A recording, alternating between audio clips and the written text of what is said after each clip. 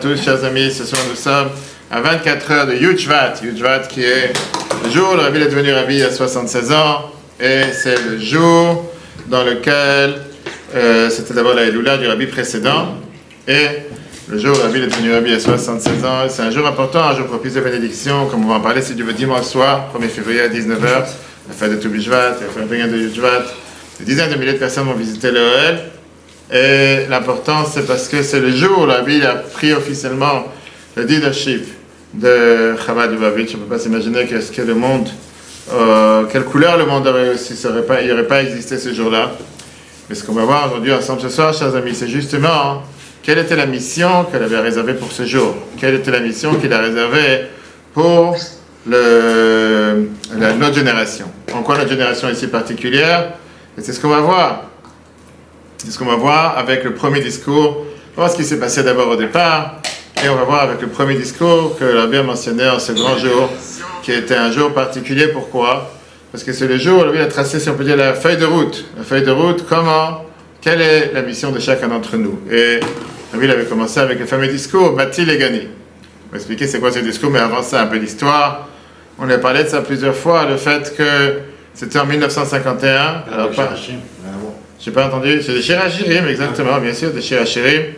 Mais ce qu'on va voir ensemble ce soir, c'est que c'était comme aujourd'hui avec cette grande tempête de neige qu'il y avait à New York ces jours-ci, tout le monde sait. C'est pas qu'il y avait 10 cm, ou quel 10 cm, c'est pas qu'il y avait, je veux dire, 10 mm, et que pour ça, ils ont annulé 40% des vols. C'est qu'il y avait quand même une des plus grandes tempêtes de l'histoire. Il raconte comment ça s'est passé. Mais bon, aujourd'hui, c'est déjà terminé. Mais au final, ça a duré plus d'un an. Le Rabbi précédent est décédé en 1950, le 10 Shvat. Et ça a duré plus d'un an parce qu'on n'était pas encore. C'est-à-dire, d'un côté, le Rabbi était le leader de Chabad. Et c'était, faut se rappeler, le contexte, c'était juste après la Shoah, etc. Et de l'autre côté, c'était pas encore officiel. Et donc, un an après, tout le monde s'est réuni au départ pour bien sûr commémorer la Ilula du Rabbi précédent qui est décédé l'année dernière. Et en voulant commémorer cette Ilula, c'était le jour du Yotzeit et tout le monde se disait, on attendait à ce que le Rabbi qu'il allait devenir être appelé officiel, le Rabbi de Lubavitch, est-ce qu'il va devenir officiellement celui qui va prendre sur lui le rôle de diriger la Chassidut, diriger le Chassidut Chabad qui était depuis cette dynastie, depuis la Vessie, depuis l'Admorazaken, etc. Maintenant, pendant le Farbrengen, qui se sont tout le monde réunis, le Rabbi disait des paroles de Torah, jusqu'à ce qu'il y ait une personne, un chassid qui s'appelait Rabbi Sen Nemetsov. Il s'est levé, il a dit au Rabbi comme ça. Il fait les discours, sont magnifiques. Mais il dit, mais on veut entendre un Mahamar, un discours chassidique, comme le Rabbi, vous avez l'habitude de dire. Et après un moment de silence, le Rabbi il ouvre le dernier Mahamar, le dernier discours chassidique que le Rabbi précédent avait demandé de publier, c'était l'année d'avant, pour le jour du Dishvat. Donc le Rabbi précédent, il avait donné ça à publier la semaine d'avant. Alors, on peut dire sans savoir qu'il allait partir ce Shabbat-là, c'était pour la ski et la Ilula de sa grand-mère, la Bénit Rivka qui est décédée ce jour-là. Et il s'avère que c'est devenu comme s'il a donné pour le jour de son décès, puisqu'il est décédé ce jour-là. Ils ont dit que c'était son testament, c'était sa mission. Et pendant comme ça, chaque année, donc le discours que l'Abbé précédent a donné, Batil et Gani de 1950, avait un paragraphe. Chaque année, l'Abbé expliquait un paragraphe. Quand on a fini en 1970, l'Abbé l'a repris en 71, encore une fois expliqué, etc. Cette année, on répète encore une fois le 16e paragraphe. Il a bien expliqué que chaque paragraphe est la mission et le devoir pour l'année à venir. Mais là, il explique que tout le monde s'est levé avec beaucoup d'émotion. Et c'était clair, Rabbi a accepté officiellement de venir et de prendre sur lui ce qu'on appelle de prendre sur lui la leadership, la direction de Chabad. Pendant le Mahamar, Rabbi a expliqué plusieurs fois la phrase qu'on va rentrer ce soir dans les détails. Qu'est-ce que ça veut dire? Kol hashvin chavivin, que tous les septièmes sont les meilleurs. Il y a plusieurs fois la Bible pleurait en parlant. Elle avait expliqué en expliquant que notre génération est la 7e génération, avec une mission particulière. Après, la Bible s'est arrêtée en demandant à tout le monde de dire l'Echaim, comme on voit dans les vidéos, comme on va voir juste après. Et là, il y a un chassid qui s'est levé, encore une fois, il s'est levé en disant à tout le monde, dites l'Echaim, et dites Shechiyanu, Vekimanu, Veganu, les Zmanazek, qu'on a mérité, que finalement, la Bible prend la leadership de Chabad officiel. C'est pas que jusqu'à pendant un an, il n'était pas là présent. Et la question qu'on va aborder tous ensemble ce soir, c'est qu'est-ce qu'il y a de particulier dans son discours? Et pourquoi, avec ce discours-là, c'est devenu ce qu'on appelle la mission statement, la mission de la génération. Quel message Rabbi fait passer dans son premier discours? En général, quand il y a quelqu'un, un président qui devient le nouveau président ou quoi que ce soit, le Havdil, Je sais pas, il va commencer à te dire toutes les promesses qu'il a fait pendant toute la campagne, la feuille de route, et il va te dire tout ce qu'il va faire, et le lendemain, il te dit que les promesses n'engagent seulement ceux qui les écoutent, pas ceux qui les disent. Mais au final, alors, c'est pas comme ça. Donc, Batil et gagné, c'est quoi? Comme il a dit justement Mordechai. Ça a été dit, comme j'ai dit au départ, ça a été un discours, parce que malheureusement, depuis que la vie précédente est arrivée aux États-Unis en 1940, il était handicapé. À cause de tout ce qu'il a souffert en Russie, et il ne pouvait pas forcément bien parler les dernières années. Donc, à la place de dire des mamarim, qu'est-ce qu'il faisait? Il les écrivait. Donc, il a préparé pour le jour de son décès.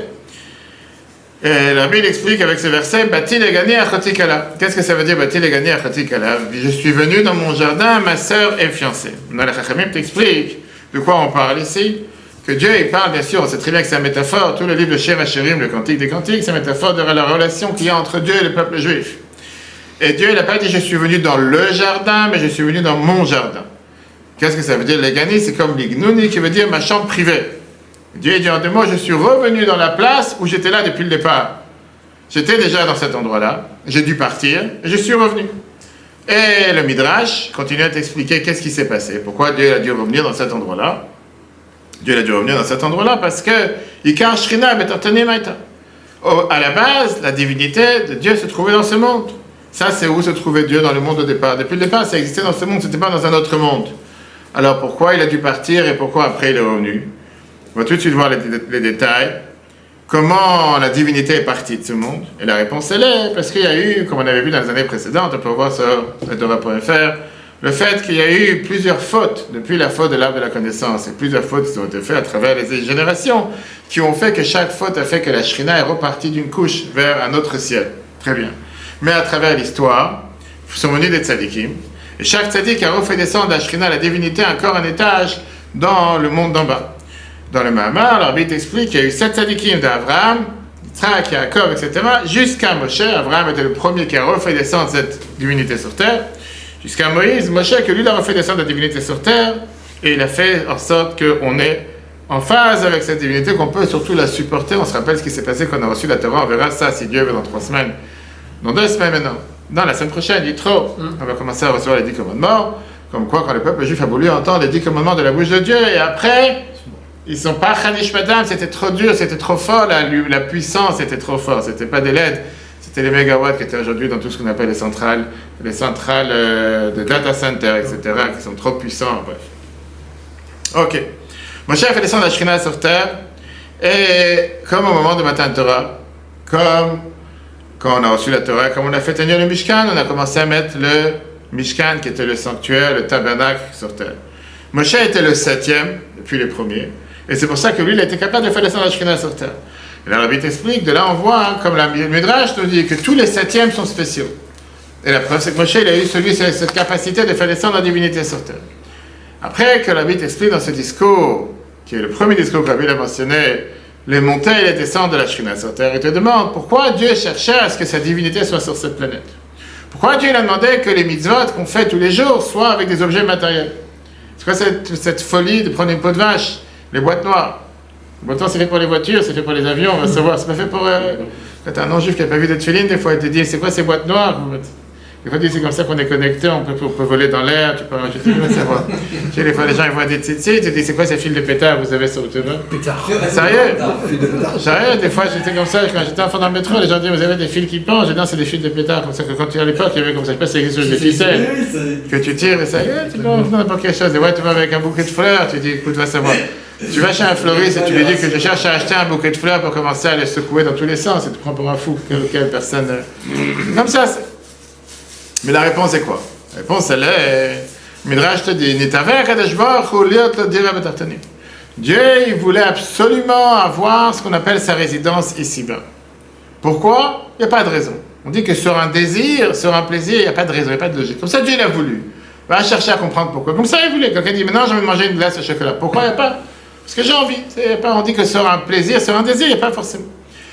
Maintenant, la réponse réelle, c'est que Dieu dit, je n'ai pas créé ce monde, je n'ai pas créé la Torah pour les anges d'en haut. Et on sait très bien le débat qu'il y a eu avec Moshe, la téléphone que j'ai en train de brûler derrière. Hein? C'est des gens qui... On a ici des gens qui sont très... Ils viennent du pôle Nord.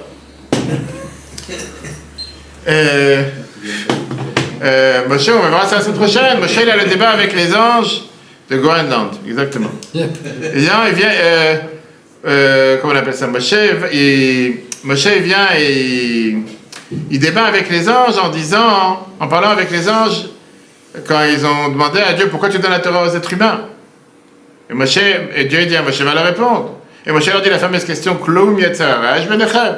Vous avez un mauvais penchant, vous avez un père et une mère, vous avez un fruit pour faire une bénédiction dessus. De quoi vous parlez? Toute cette Torah, elle est faite que pour les êtres humains, en chair et en os, pour les gens matériels comme nous. En deux mots, le but de la création du monde n'était pas pour les anges, pas pour rester spirituel. Pour rester spirituel, l'âme n'avait pas besoin de descendre dans le corps. L'âme descend dans le corps pour travailler avec le corps. Va travailler avec une âme toute seule. Il y a des gens qui parlent avec les âmes, ils parlent avec le Saint-Esprit, ils ont comme ça des folies sur terre, des fois ils entendent des sons, ils entendent des voix. Mais la réalité, elle est que si tu veux pouvoir faire ce que Dieu demande de toi, tu as besoin d'avoir un neshama dans un corps. Qu'est-ce qu'on dit tous les matins dans la prière? Neshama, shenata tabila, neshama que tu m'as rendu. Tes oreilles, elle est pure et c'est grâce à la neshama que tu m'as donné dans le corps. Pour ça, je peux travailler. Beatraf Kedouchi, le soir avant de dormir, on dit à Dieu, je te confie mon âme. Pour que tu la renouvelles, tu la recharges, tu mets dans la prise le portable pour que demain matin il soit à 100%, pas à 10%. Et c'est comme ça que tu pourras fonctionner la journée. Mais au final, sans le corps, tu ne peux rien faire avec une neshama toute seule. Rabbi t'explique en ramenant justement des sources de Rabbi. Puisque Dieu est infini, Dieu ne peut pas se dévoiler, c'est pas qu'il ne peut pas, c'est dans le langage comment nous on parle, Dieu ne peut pas se dévoiler réellement à travers les mondes supérieurs. Parce que là-bas, c'est un certain niveau de divinité qui se dévoile, mais qui reste dans ces mondes supérieurs. Dans le monde d'en bas, c'est ici qu'on ressent vraiment où on peut penser parfois que Dieu n'existe pas. On peut penser parfois qu'on existe tout seul. Et c'est le droit où on a le plus de défis pour faire dévoiler la divinité sur terre. Comme je dis, quand tu montes avec un avion à 35 000 pieds, tu montes en haut, tu vois le soleil qui tape, ok. Quand tu commences à te rapprocher de la Terre, tout d'un coup tu vois les nuages, c'est déjà possible, il y a le soleil qui brillait à un instant, tout d'un coup tu arrives proche de la Terre, à la rigueur, tu as 2 secondes après, il atterrit, il commence à faire un boom par terre, tu n'as plus aucun soleil. Qu'est-ce qui s'est passé avec le soleil? Parce qu'il y a des couches qui voilent, il y a les nuages qui voilent. Et notre devoir, c'est de faire percer ces nuages. Notre devoir, c'est de faire descendre la divinité dans les endroits où elle n'existe presque pas.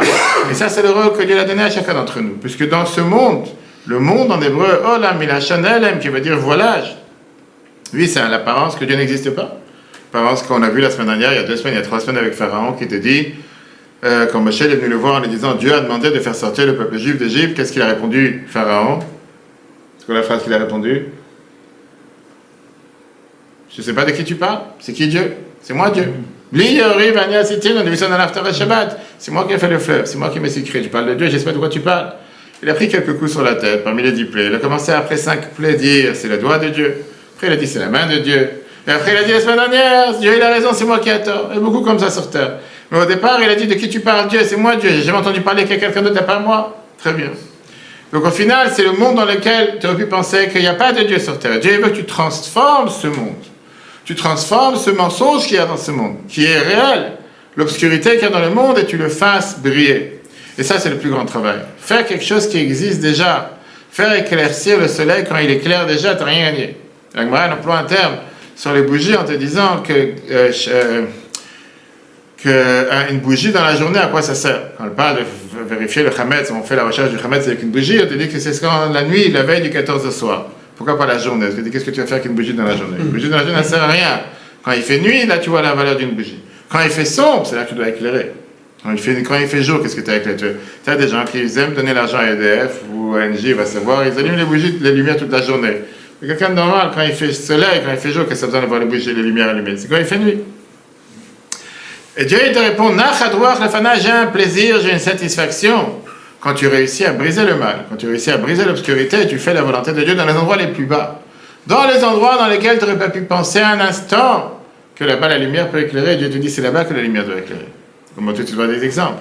Et c'est pour ça que Dieu veut qu'on fasse toutes ces mitzvahs, tous les commandements qu'on fait, les 613 commandements, avec des objets matériels. Que ce soit les tulines avec du cuir, que ce soit avec du cuir, une peau de vache, une peau d'animal, que ce soit la tzaka avec de l'argent sur laquelle tu t'es fatigué pour l'avoir.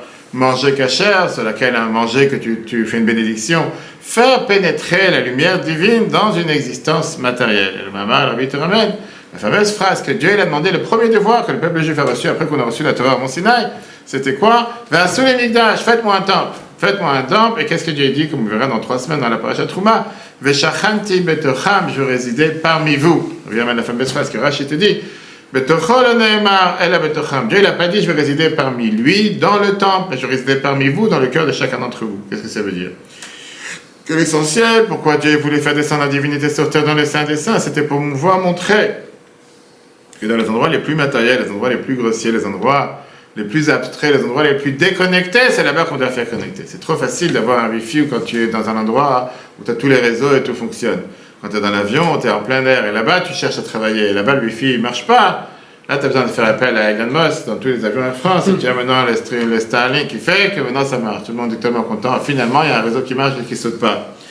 Mais c'est pas quand tu es dans un bâtiment que tu as les blocs Wi-Fi partout. C'est normal que ça marche. C'est quand c'est a priori, ça ne devrait pas marcher. Là-bas, ça marche. Et là que tu dis, ça valait la peine. Alors, qu'est-ce que ça veut dire? Pourquoi Dieu veut qu'on fasse rentrer ce qu'on appelle cette divinité, cette spiritualité dans le monde d'en bas? Et comment Dieu fait en sorte? Et comment ça nous fait transformer notre regard sur la vie et sur les objets matériels? Est-ce que vraiment chaque chose qu'on fait, c'est de transformer ce monde en un monde qui est ce qu'on appelle le jardin de Dieu?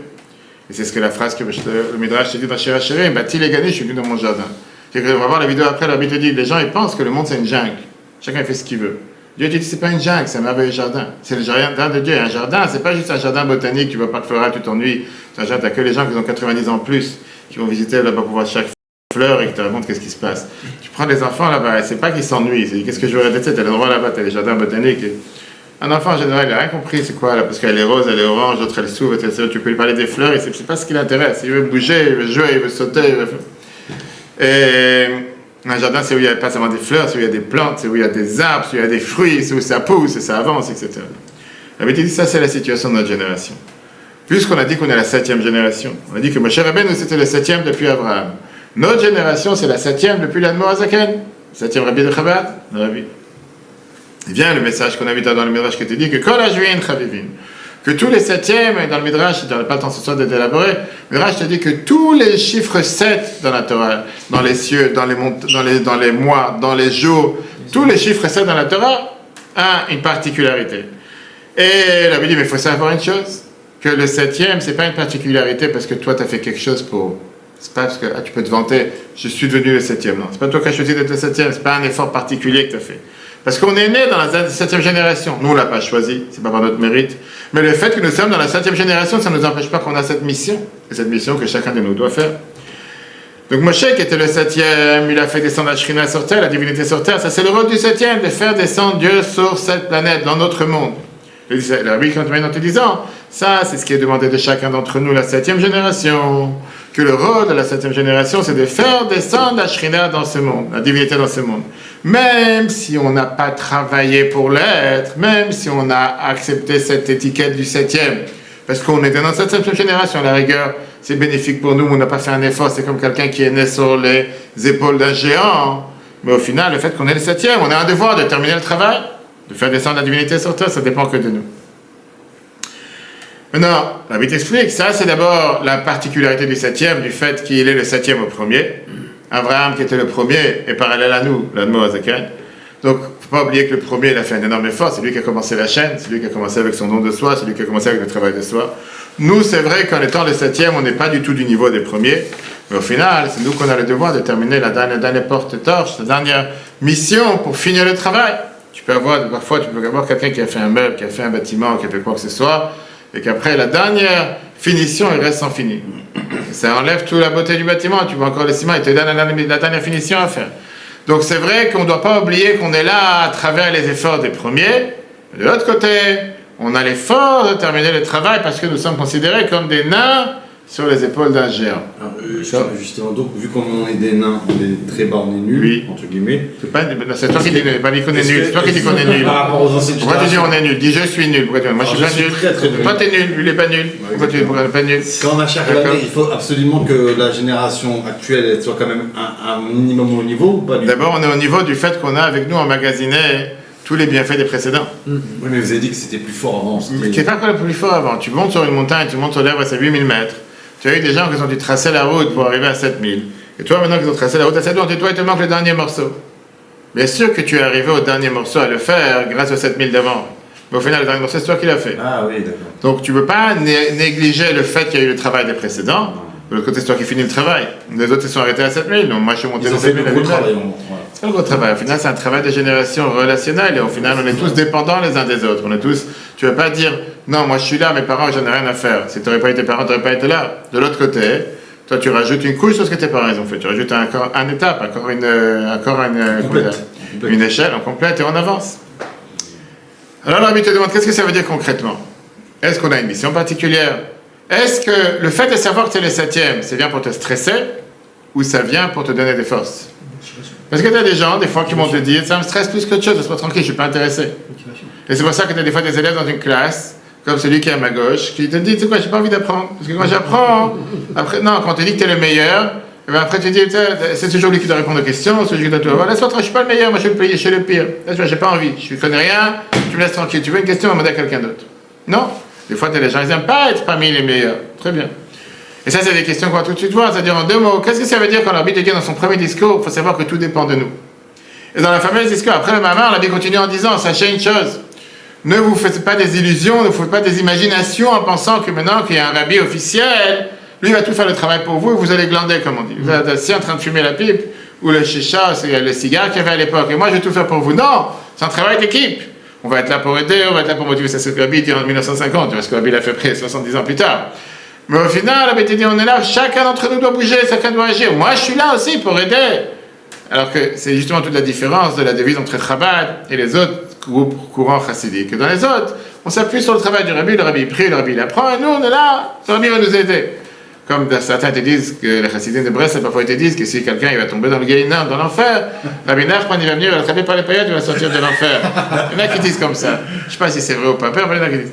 Et chez Chabad, on te dit que si quelqu'un il se trouve dans l'enfer, Rabbi va dire, t'es arrivé là-bas, construis un bête Chabad. Si t'es arrivé à l'enfer, t'as un travail à faire, c'est pas que t'es là pour te dire, maintenant j'attends que quelqu'un vienne venir me sauver. T'es là, t'as une mission sur terre, fais ta mission de travail. Alors justement, c'est ce qu'on va voir dans la vie continue en disant comment on peut réussir à transformer le monde, qu'on a transformé la folie du mal en folie en bien. Tu peux être fou du bien ou fou du mal. Qu'est-ce que ça veut dire? En hébreu, être fou, ça s'appelle un shoté. Shoté, c'est un fou. En hébreu, la bêtise, ça s'appelle un shtout, une bêtise. Mais qu'est-ce que ça veut dire un shtout du Léomadzel? Ça veut dire savoir se comporter au-dessus de la logique, au-delà de la logique. Maintenant, c'est vrai, et la Bible t'explique que la Torah te dit que pourquoi quelqu'un est arrivé parfois à faire une bêtise, pourquoi quelqu'un a fait une erreur, pourquoi quelqu'un parfois il fait pas ce que Dieu demande, parce que quelqu'un il a un vent de folie qui lui est passé par la tête. Quelqu'un il fait pas une bêtise s'il n'a pas une folie qui lui est passée par la tête. Il faut savoir qu'il n'y a pas une chose que Dieu a créée sur terre qu'il n'a pas créé son opposé dans le bien. Chaque chose, il y a le bien contre le mal. Et face à chaque force positive, il y a une force négative. Et tu as le choix d'utiliser du fentanyl, comme on appelle ça, ou comment on dit ça, du fentanyl. Ouais. Oui, c'est la nouvelle drogue, je l'avais pas dans sa trempe, il passe en arrière. Tu peux l'utiliser pour le mal, tu peux l'utiliser pour le bien. Tu as aujourd'hui de la cocaïne qui peut être utilisée dans des médicaments pour guérir des gens. Il y a parfois des choses qui peuvent détruire des gens. Il n'y a pas une chose que Dieu a créée qui est ou tout bien ou tout mal. Dans chaque chose, il y a du bien et du mal. Le devoir de chacun d'entre nous, c'est de faire la part des choses. Et de pouvoir faire la distinction entre ce qui est le bien et le mal. Mais si ça existe la folie dans le mal, le devoir, c'est d'utiliser la folie dans le bien. Qu'est-ce que ça veut dire utiliser la folie dans le bien? On apprend ça d'abord du Mishkan, le tabernacle que Moshe a créé. Ce tabernacle qui était portable, qui n'était pas le même que le temple qu'il y avait à Jérusalem, il a été construit des bois d'acacia, Atzei Shittim. Les Chachamim te disent pourquoi Atzei Shittim. C'était quoi les bois d'acacia? Shittim, ça vient du mot Shtut. Qu'est-ce que ça veut dire, cette folie? Transformer la folie de ce monde en Gdusha, en sainteté. Prendre cette force qui est irrationnelle, qui est sur la logique, qui est plus haut que la logique, mais d'utiliser ça pour le bien. À la place d'avoir des folies, des bêtises, fais des folies dans les mitzvot, dans le bien.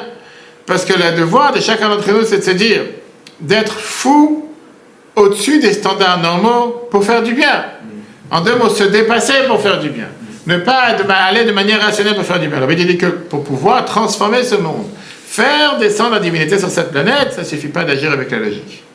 Parce que quand tu as une grosse épaisseur d'obscurité, juste mettre une petite lumière, ça ne va pas chasser toute l'obscurité, tu vas voir une petite lumière, tu vas voir une LED, des fois tu as les alarmes, aujourd'hui tu as les lumières bleues dans les chambres à coucher, quand tu as des réveils aujourd'hui, il ne veut pas qu'ils te mettent des lumières bleues sur le réveil, il ne veut pas que tu veux pas qu'il va t'éblouir par une grande lumière, etc. Mais ce n'est pas avec ça que tu peux lire. Pour lire, tu dois avoir une grosse lumière pour pouvoir lire comme il faut. Qu'est-ce que ça veut dire concrètement? Donner la tzaka plus que qu'est-ce que quelqu'un a l'habitude. Donner du temps que tu n'as pas pour aider un autre juif matériellement, spirituellement. Briser ton ego. Briser ta paresse en faisant du bien, en faisant une mitzvah. J'ai tellement pas envie de venir au cours ce soir. J'ai tellement pas envie de venir à l'office Shabbat matin. J'ai tellement pas envie de venir à l'heure. Ce matin, j'étais en train de prier quelque part. Et il y avait deux gens qui sont là. Du début à la fin, ils étaient en train de parler. Maintenant, moi, j'ai rien dit. Moi, je suis pas la police de Dieu. Moi, je suis venu, j'ai prié. Mais j'avais mal au cœur parce que je me suis dit, t'es venu pourquoi? Pourquoi? Et c'est deux frères, d'accord? Peu importe, j'ai dit, t'es venu pour prier. Non, tu n'as pas vu une fois qu'il habite quoi? Il habite en Australie, tu l'as pas vu. Tu peux parler avec lui avant. Mais je dis, mais ça, c'est comment le mauvais penchant il agit. Le mauvais penchant il fait, tu viens pour prier, mais il y a quelque chose d'important à dire. Tu passes une phrase, une deuxième phrase, une troisième phrase. Tu passes 5 minutes, 10 minutes, un quart d'heure, 1 minute. C'est passé 3 quarts d'heure ou 1 heure de prière, il n'a pas pris un mot. Mais il y avait la lecture de la Torah même. Je t'ai dit, au moins pendant la lecture de la Torah, ils vont se taire. Non, continue à parler comme ça. En 2 mots, ça déchire les gars. C'est pourquoi tu es venu. Mais ça, c'est comment le mauvais penchant il se fait passer pour pas un invité, pour un patron, comme la vie. Ça commence avec la première bêtise, et le devoir, justement, c'est parfois pouvoir se surpasser. Parfois, pouvoir contrôler les forces de son âme animale, qui parfois va te tirer vers le bas. Il ne va jamais te dire, fais quelque chose d'interdit. Il va te dire, regarde, si tu viens à l'office 10h30, tu vas te fatiguer à 11h, tu vas t'endormir. Viens à 11h, comme ça, moi, tu ne vas pas t'endormir avant midi. Très bien. Après que tu commences à 11h, tu sais quoi, je vais venir sans prendre un café d'abord. Donc, on va prendre un café quelque chose, j'aurai les forces. Tu arrives à 11h30. Tu me dis, je suis arrivé à 11h30, mais à lui, je ne l'ai pas vu depuis des années. Je l'ai pas vu la semaine, ça fait longtemps que je ne t'ai pas vu. Commence à parler 10 minutes, un quart d'heure. Le temps que tu commences à réaliser que tu es venu pour prier, il est déjà 12h30. Tu devais partir. Et automatiquement, c'est comme ça qu'il te. Il ne va pas venir te dire, viens pas. Il ne va pas venir te dire, il ne faut pas prier aujourd'hui. Bien sûr, il faut les prier, il faut avoir des forces, il faut être plein d'énergie. Pareil avec les filets, pourquoi je vais mettre la première minute le matin? Pourquoi dès que je me réveille, il y a des choses à faire. D'abord, il faut se laver les dents, il faut se laver la figure, il faut faire les brachot, il faut prendre un café, peu importe. Au final, maintenant c'est prier les embouteillages. Qu'est-ce que je vais les mettre en stress? Je préfère me concentrer quand je le mets. D'abord, aller au travail. Après, tranquille, j'aurai un quart d'heure, 20 minutes, je pourrai prier comme il faut. Et ce quart d'heure, 20 minutes se pousse de 10h à 11h, à midi, à 13h. Après, tu reçois un SMS, c'est les 18h, est-ce que je peux encore mettre le tefillin? Pourquoi tu t'es bien quand tu t'es réveillé? Le mauvais penchant, il a tout fait pour que quand tu devais le faire, il ne fallait pas le faire. Et ça, c'est le devoir de transformer cette folie, d'agir de manière surnaturelle, de savoir se dépasser. Et comment on apprend ça? On était là parce que le Mishkan, le tabernacle, il était fait de bois d'acacia. À Tzeh Shittim, c'était quoi? Le Midrash te dit que Moshe Rabbeinu, il aurait pu prendre des bois simples pour faire le temple. Et il a pris justement des choses simples, peut-être il a pris des choses qui avaient l'air des choses de folie. De l'énergie simple, de ça, de faire le temps pour Dieu. À la place que cette folie fasse descendre l'homme, à la place que le fasse descendre, il a voulu l'élever. Comment il a voulu l'élever? Par ça qu'il a pris ses bois. En hébreu, une poutre, on appelle ça comment? Keresh. On voit ça dans la Torah, on verra ça dans 2-3 semaines. Et le but, c'était quoi? Il a voulu prendre Keresh, qui, en hébreu, les mêmes lettres, tu les inverses, ça fait sheker, un mensonge. De transformer le sheker, le mensonge du monde, en Keresh d'Igdusha, en poutre pour faire le temple.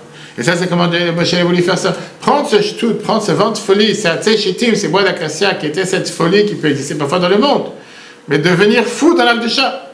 De se dépasser dans l'Akdusha, de se dépasser dans le faire une mitzvah. Et savoir, oui, c'est contrôler, parce qu'on n'est pas un animal sur terre. Tous ceux qui aiment les animaux torriporeux. Un animal, il ne se contrôle pas. Un être humain, il a le devoir de faire travailler la tête sur les sentiments, de ne pas faire seulement ce qu'il a envie, de faire ce qu'il faut faire. Maintenant, la question que tout le monde se demande, c'est est-ce que tu as réalisé une fois que tu as fait une bonne action qui parfois à ton entourage avait l'air comme si tu étais totalement fou, ou c'est exagéré.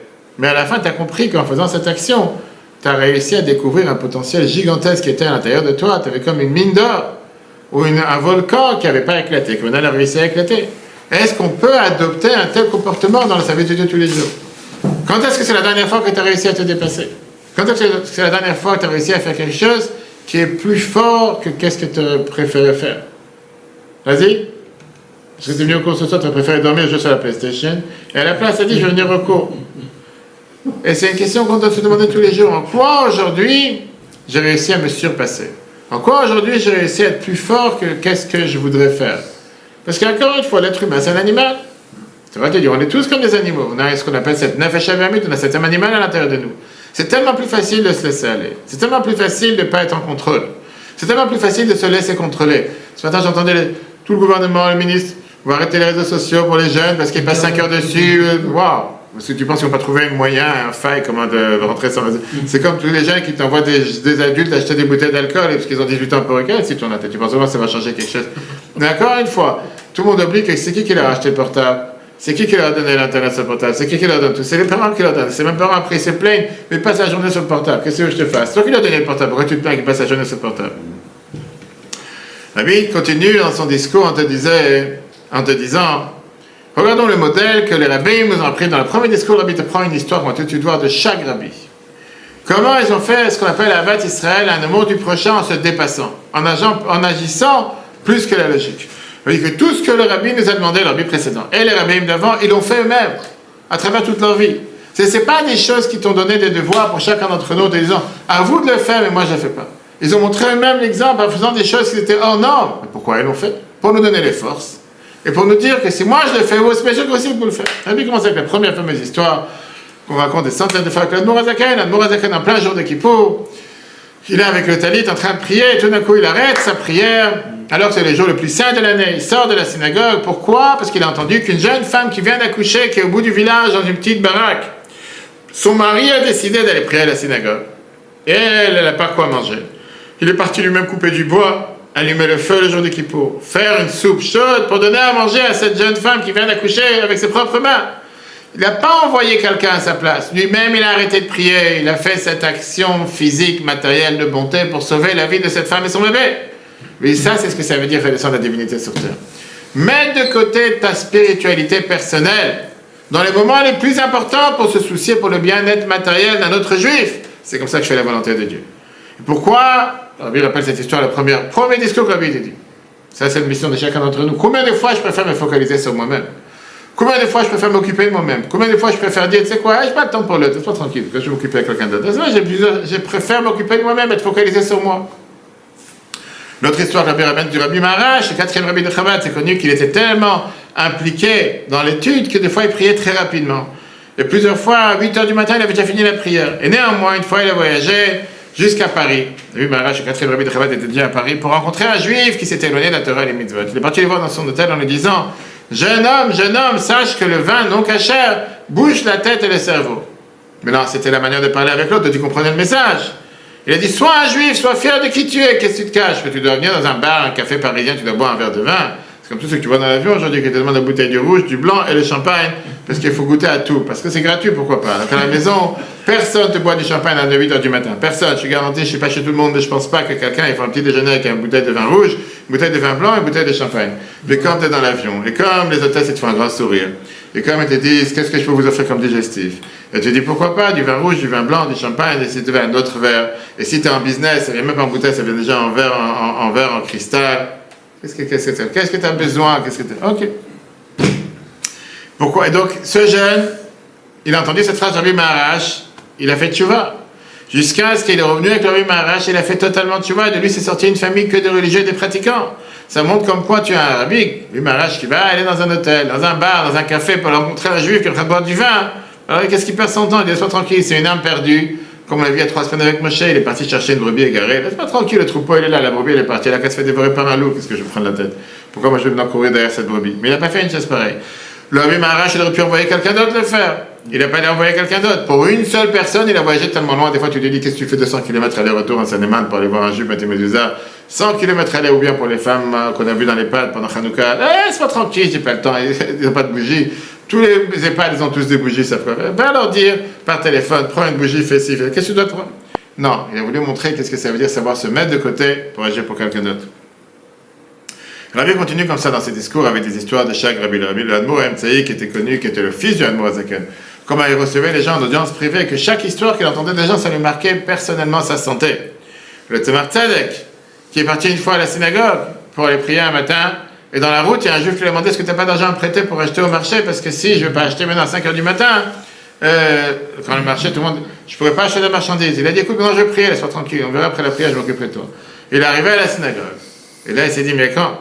Si je vais commencer maintenant à prier, finir la prière, l'autre il va finir le marché, il ne va plus rien acheter. Il n'a pas acheté. Il a enlevé son talit. Il est ressorti dans le marché, il avait du bon, il est parti chercher la personne qui lui demandait pour lui donner de l'argent.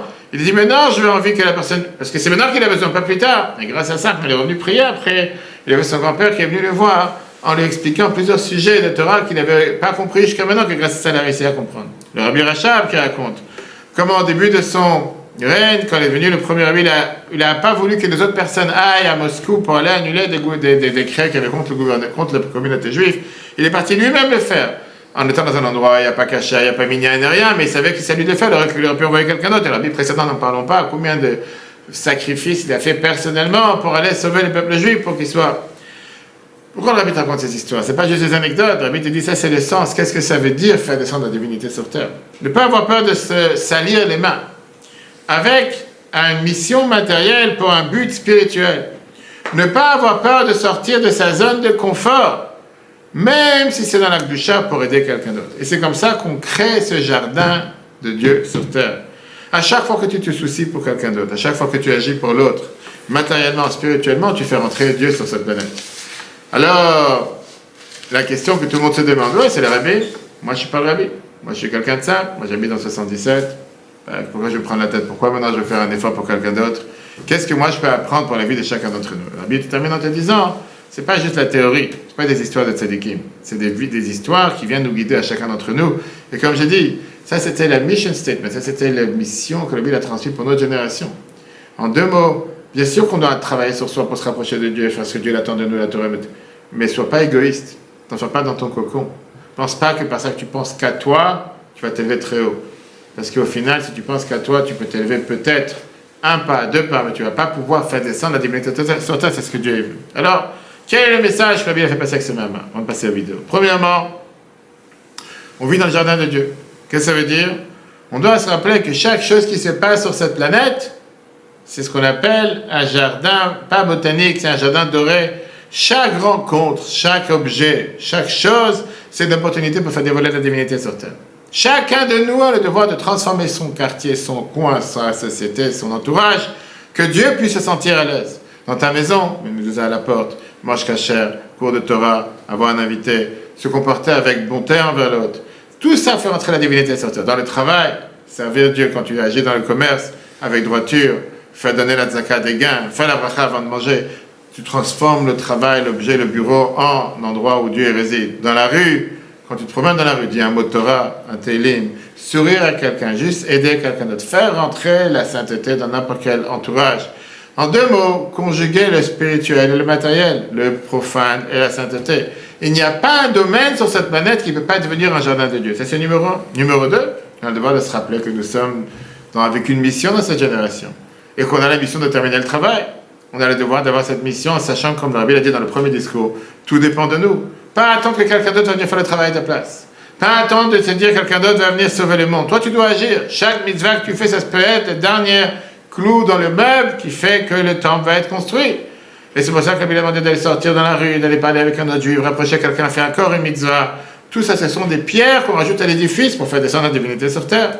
On a vu avec le rabbi ce qu'il a fait sur cette planète, envoyer des shluchim dans les quatre coins du monde. Ça, c'est ce que ça veut dire bâti les gani. Je suis venu dans mon jardin. Même quelqu'un qui n'a pas le titre d'Ashliach, chacun a le devoir d'être un missionnaire, d'être un envoyé de Dieu sur cette planète, de refléter la volonté de Dieu sur cette planète.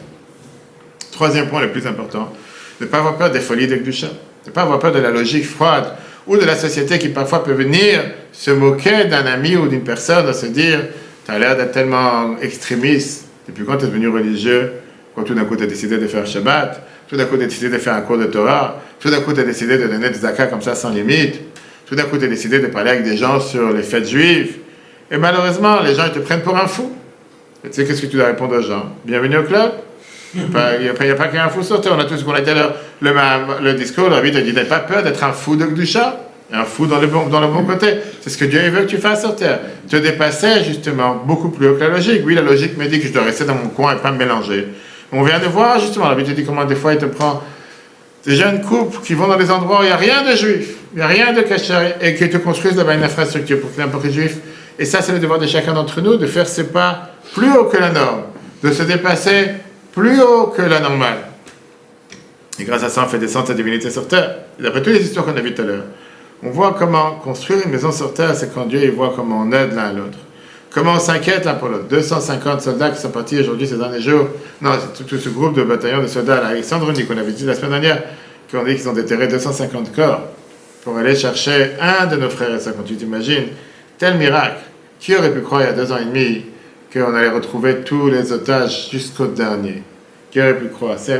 Il n'y a pas d'autre mot que c'est la main de Dieu, c'est un miracle. Bien sûr, grâce au soldat de Tzahal, bien sûr, mais encore une fois, c'est un miracle inimaginable. Ou dans le temps, qui au départ, tout le monde pensait non, il y aura la moitié qu'on ne va pas retrouver, la moitié qui sont perdus. Comment chacun a été revenu, chacun a été ramené, les vivants, ceux qui sont décédés, que nous en préserve. Mais c'est la même chose avec chacun d'entre nous, visiter des malades, aider quelqu'un qui est dans le besoin, ou apprendre avec un enfant juste à faire chemin Israël, toutes les campagnes que la Bible a lancées. Et comme les Chachamim te disent que Dieu nous demande de faire, lui, il le fait lui-même. Il a bien rappelé que c'est pas qu'on est en train de faire quelque chose en se disant ouais, Dieu n'en a rien à faire. C'est pour ça que Dieu a voulu qu'on fasse descendre la divinité sur terre. Et la Bible termine la même phrase. C'est pour ça que Dieu dit bâtis les gagnants. Moi je suis déjà venu dans mon jardin. Qu'est-ce que ça veut dire je suis déjà venu dans mon jardin? Moi je vous ai donné les clés du jardin, maintenant j'attends que vous venez me voir. Le monde est le jardin de Dieu. C'est l'endroit où Dieu était là depuis le départ. Seulement à cause des fautes de l'humanité, pendant plusieurs générations, la divinité est repartie. Mais notre devoir c'est de faire descendre la divinité sur terre. La Bible termine en te disant, rappelons-nous, que notre génération, c'est celle qui va faire rentrer Dieu sur cette planète et amener la délivrance. Tout dépend de nous. Et on a vu toute la dynastie du Rabbi, qui travers toutes les années qu'il était présent avec nous physiquement et aujourd'hui, spirituellement, de nous montrer comment le monde n'est pas un monde juste grossier, c'est pas un monde naturel, mais c'est un projet divin qui attend de chacun d'entre nous de dévoiler sa part dans le monde et d'amener la divinité sur terre. Alors si le monde, c'est le jardin de Dieu, la question que chacun doit se poser, est-ce que la partie de mon jardin, elle fleurit ou elle est à moitié morte comme en hiver avec la neige, avec les verglas, et t'as les fleurs qui sont totalement effacées ou les branches qui sont totalement mortes? Et c'est la question qu'on doit demander chaque jour. En quoi je développe et comment je fais pousser mon jardin? Quelles mauvaises herbes je peux faire déraciner et quelles herbes de bûchage je peux faire planter? Dans ma maison, dans mon travail, dans la société, est-ce que vraiment Dieu se sent chez soi? Et c'est pour ça, comme j'ai dit tout à l'heure, nous on se tient sur les épaules des précédents. Nous, on a des gigantesques ressources, trésors spirituels qu'on a le devoir d'utiliser. Et à travers nous, chacun pourra dire que Dieu, il est venu dans son jardin, que j'ai fait en sorte que ma part de jardin que Dieu m'a donnée est la meilleure part.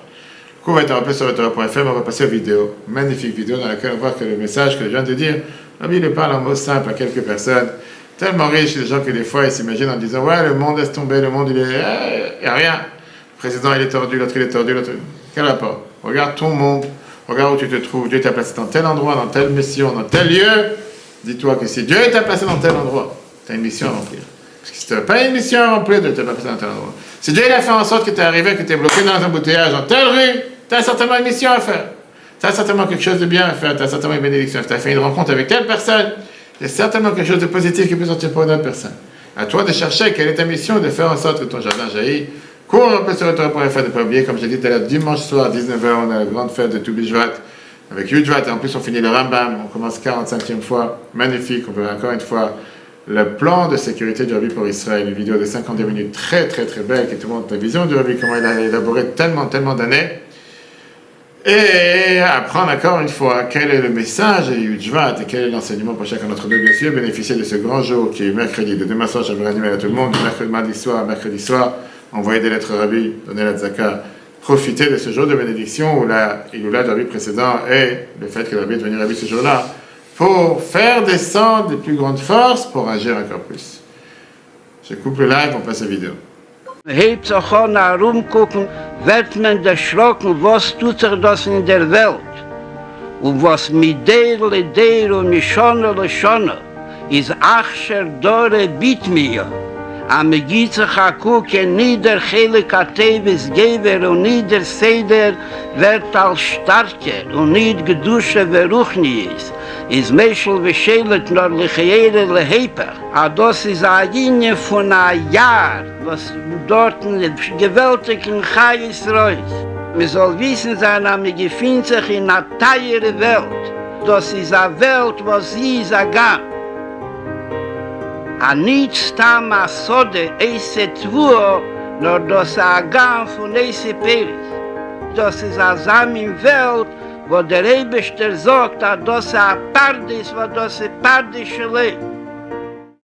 Es ist da ein Ingen, ein Mitzvah, das man genommen, aber man soll machen von der Welt ein Gang, ein Gnuni, ein Kodesh Baruch Hu, und die Teine, sie mit Joroi, sie Nitroi, sie mit Kinder zu der Wachsen, sie nicht. Hat doch in Nord nicht, der Papa, dass nicht eine Sache, was darf auftun, eine neue Sache, Bemele wird der Scheile zerrischen dazu der Wachsen. dass die Sache, was darf umkehren, die Welt zu ihr mal mit dem Matze, wie welchen sie beschaffen geworden, wo das ist echt Kebel allein. You are not changing anything, you are only returning to your real essence and doing so on your own volition, and then it will come to you automatically to progress in all things of Yiddishkeit. Es sind Ruf nicht Scheiches zu übertrachten, sehr schön Reulose oder nicht Reulose, weil man bringt nicht rein eine neue Sache.